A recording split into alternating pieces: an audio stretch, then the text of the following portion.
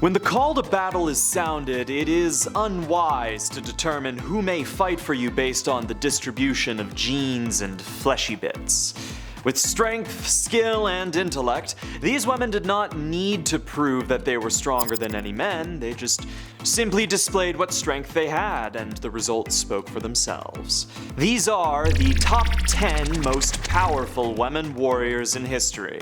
Spoilers, I didn't include Joan of Arc. You already know about Joan of Arc, everyone does. Try harder. Number 10. Nakano Takeko. A shrewd tactician and highly skilled warrior, Nakano was inspired from a young age by the stories of the famed Onimusha Tomoe Gozen.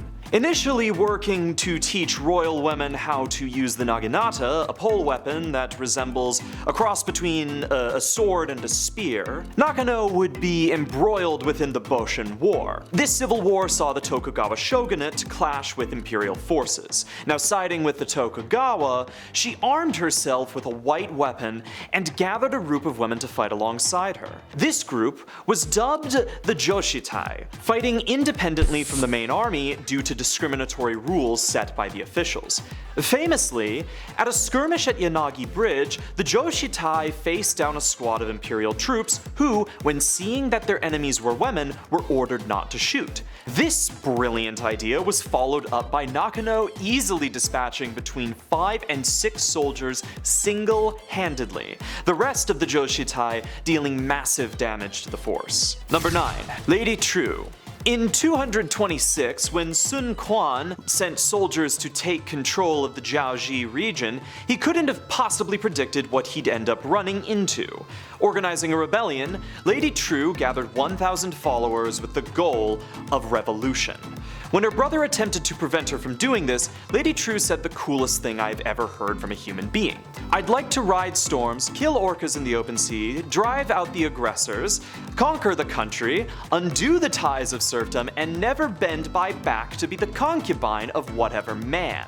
What happened from there isn't terribly well recorded, but it was stated that she fought from the back of a white elephant and may have also been 9 feet tall. That might be fictitious, but regardless, her name has become synonymous as a symbol of rebellion in Vietnam. Number 8. Queen Teuta. Bluntly, it's hard to find good accounts of Teuta's time as a queen, as both of the historians of the time were a little rude. Nevertheless, Queen Teuta rose to power after the death of Angron, becoming the Queen of Illyria. Securing her territory from rebellion, her army also happened to capture a Greek city on their return. Alongside this, Illyria was known for practicing piracy, which strained Greek and Roman trade. Ambassadors were sent to Illyria to negotiate with Teuta, who claimed that stopping the piracy would counter many long-held Illyrian beliefs. Now, one ambassador lost his temper, insulting Teuta to the point where she had them killed. Rome had its reason, and Illyria went to war. Unfortunately, the war was lost due to her forces being spread thin and the betrayal of a local governor. Number 7. Cynane. Born the half-sister of Alexander the Great, Cynane was a warrior princess who commanded the Macedonian armies with a skill second to none.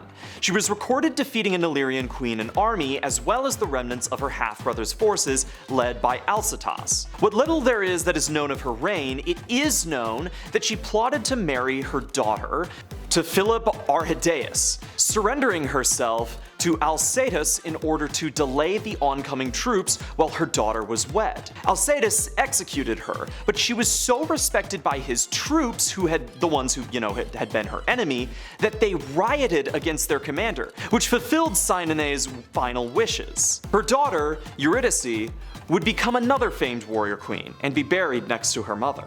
Number 6. Grace O'Malley. Born to the O'Malley clan in the 1500s, Grace O'Malley earned a fearsome reputation as the pirate queen. Head of the O'Malley clan, she began life as an extremely headstrong woman, one tale of her youth being that she was refused from one of her father's expeditions to Spain due to her long hair potentially getting caught in the ropes, to which she just responded by cutting off all her hair.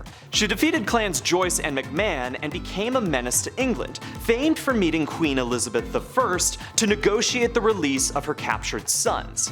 The tales of these negotiations are widespread and also really sick, like how she was caught in the palace with a dagger on her person, or how she was given a lace tissue to sneeze into, which she did, and then promptly tossed into a fireplace. In the end, she won her sons back and was given control of her land, employed as one of the world's first privateers under the crown. Number 5. Lozen. Lozen was a Chichihene Chiricahua Apache combatant who fought for the freedom of her people from the San Carlos Reserve in Arizona. Operating under the command of her brother Victorio, Lozen was famed for leading refugees across the Rio Grande and guiding a mother and child across the Chihuahuan Desert, supposedly even taking down a longhorn with just a knife to silently acquire supplies. Returning to the front, Lozen was eventually captured, passing away as a prisoner of war, but her tale lives on as a legendary warrior. Number 4.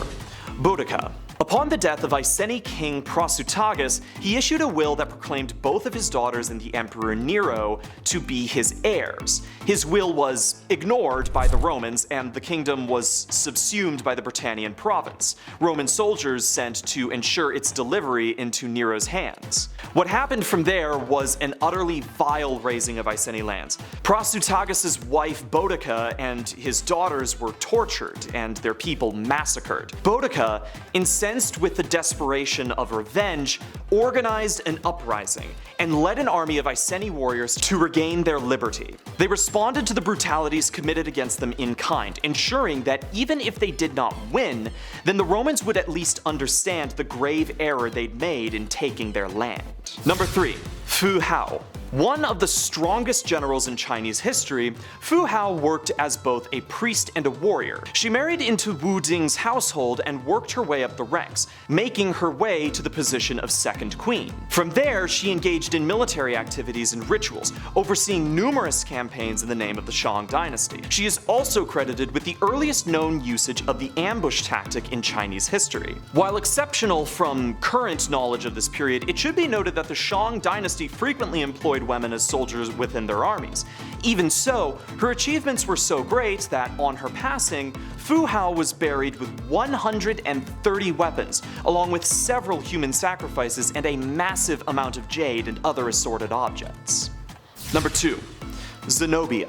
One of the greatest Syrian rulers, Septima Zenobia rose to power through marrying King Odenathus, who was assassinated by the jealous Maeonius, who lasted as emperor for all of about 5 minutes before being killed by his own soldiers. Though her son was set to rule, he was also, 10, so Zenobia was made the regent. Consolidating power, Zenobia began to expand her borders eastward, her regency slowly turning into just plain out old rule. Declaring her son to be the emperor, she became the de facto empress, and continued to rule. Beloved by her people, she made the kingdom a place of learning and religious tolerance, striving to make sure that the multiple peoples under her rule were treated fairly and well. While she initially attempted to avoid conflict with Rome, they did clash after the whole, she became an empress thing.